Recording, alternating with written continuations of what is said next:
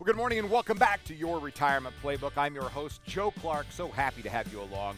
Hey, one of the blessings of living in Anderson, Indiana is when I got into the financial services world in 1987. Yes, that was 2 weeks before Black Monday, the great crash.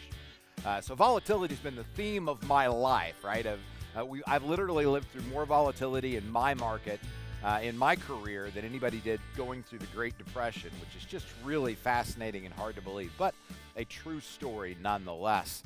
Regardless, I always knew that there was no mecca of financial planning when I got into the industry. My in-laws live in Anderson, and my wife had always been from here, so here I am. And lived here, and Barb and I will celebrate 34 years of marriage later this year. Excited about that. I've been married longer than I've not. That's still a fascinating thing for me to think about, and I know for many of you listening to the show, the same is the same. Well, the theme of this show really is your uneventful financial journey. You know, when I look at the last 34 years of marriage, you know, it's involved 2 kids, a few houses, for me, 1 career. I know many of you had multiple changes. But I would say it's been, uneventful. A loss of my father. You know, there have been things that have happened in the moment that have been tragic along the way. But when you look at it, it's hard to believe that it's been 34 years. It's hard for me to imagine not being married. It's easy to look back at a long-term journey and to forget about the incidents that happened along the way that added so much character, flavor, emotion, and sometimes regret that we have made along the way. Our job at the Financial Enhancement Group with your financial journey is to try to make it as uneventful as possible while recognizing at the same time there are going to be moments that are quite eventful. Recently, I got to go to Chicago, and that's why I was trying to explain to you there was no mecca of financial planning. I knew I was going to have to travel when I got into the industry. Now with the world of Zoom, you don't have to do that as often. But nonetheless, a couple weeks ago, I wound up in Chicago. And I drove my Jeep. In case you don't know, I've got one of those crazy Jeeps that has no doors and has no top. And I still wound up driving to Chicago. And, it's about a 4.5-hour ride. It's 3 hours to Chicago and an hour and a half to get to O'Hare. That's how I tell everybody about Chicago. And I was driving up there.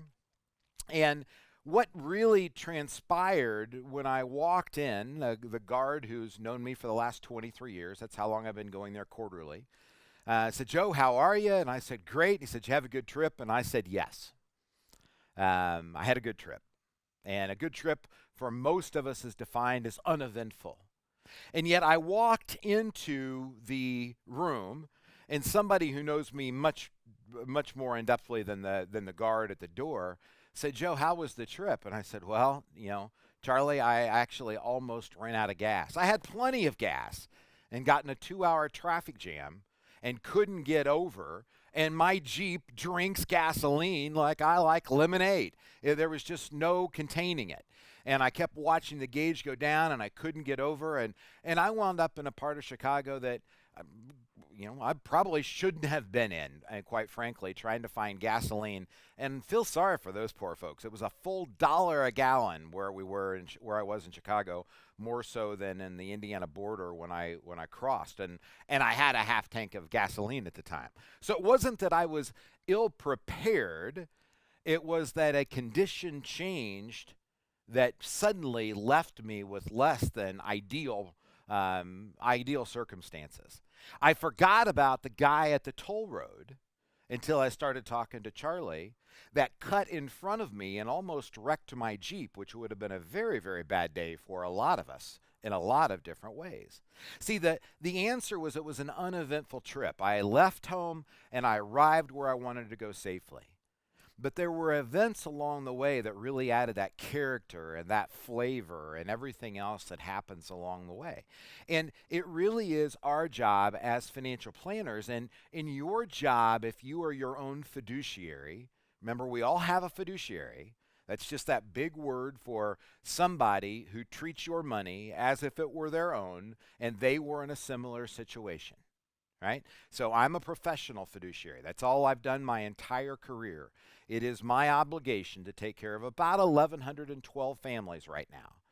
to give them and to treat their money as if it were ours and we were in a similar situation. And I do that with my team, and I'm very honored and just so proud to tell you that Darren Hardesty, my protege, the one that works with me probably the most of any on my planning team, passed his CFP board exam just this last week.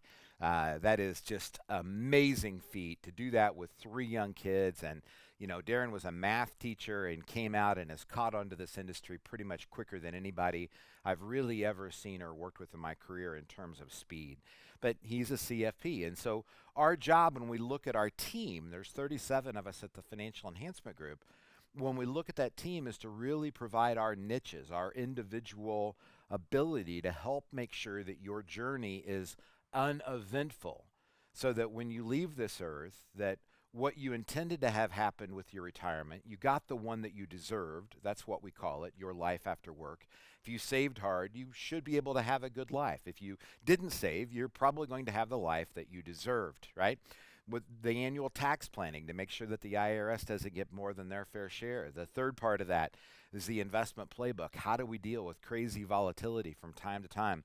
The fourth, the life happens. Then, the guy at the toll road or almost running out of gasoline, the things that you were ill prepared for, you thought you were prepared for, but apparently weren't. And then last but not least, the legacy. How do I leave behind for my friends and family and my charities and my churches what I want to leave behind to be able to remember me by? It takes, in my opinion, a team of people, and I don't mean a team from a marketing perspective. I don't mean I own I hate this word, book of business. I wouldn't want to be a part of a book, and I doubt if you do either. A book of business, how do I transfer that and get paid for me retiring so I'm selling it to somebody else? That is not what we do. We believe that there are people that have expertise in particular areas, and you need people who have the same process, the same checklist that are put in order so that if something were to happen and I retire at some point in time, I won't be here. I have no intentions of going anywhere in the near future. I'm 55 years old. I love what I do, but at some point in time, 10 years, 15 years, I won't probably be in this capacity. And you don't have to retell your whole story and your whole financial journey. That's important.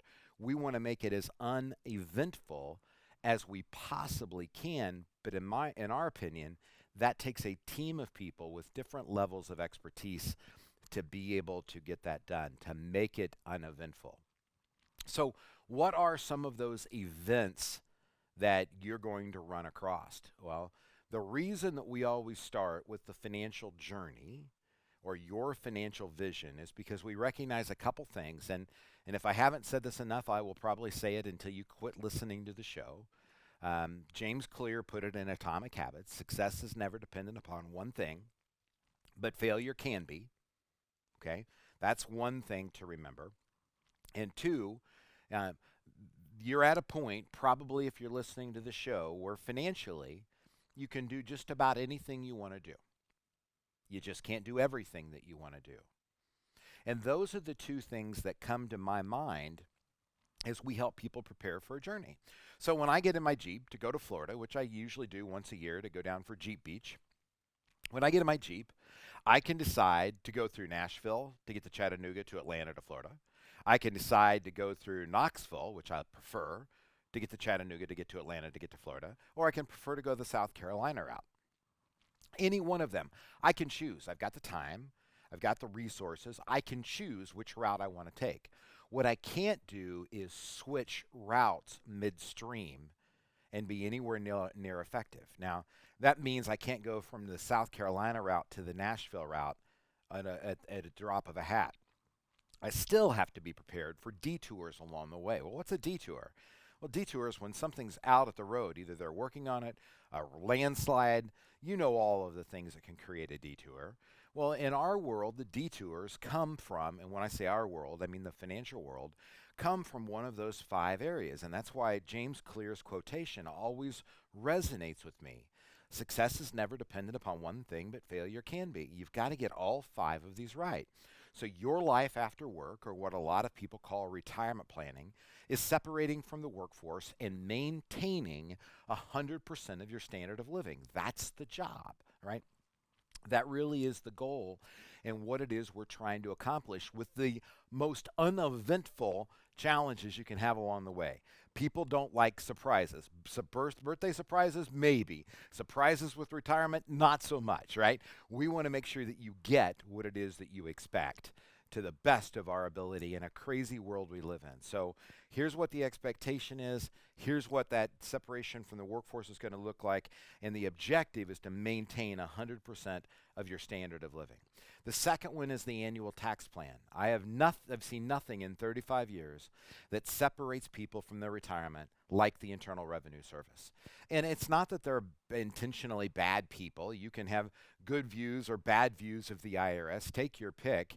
What I know is that unintended consequences, especially when somebody passes away or thinks that they're going to retire at a lower bracket, those kind of things disrupt, interrupt, destroy, devastate sometimes people's retirement. That's why we take care of people who don't want to worry about their money so that you don't make inefficient financial decisions that lead to frustration and devastation.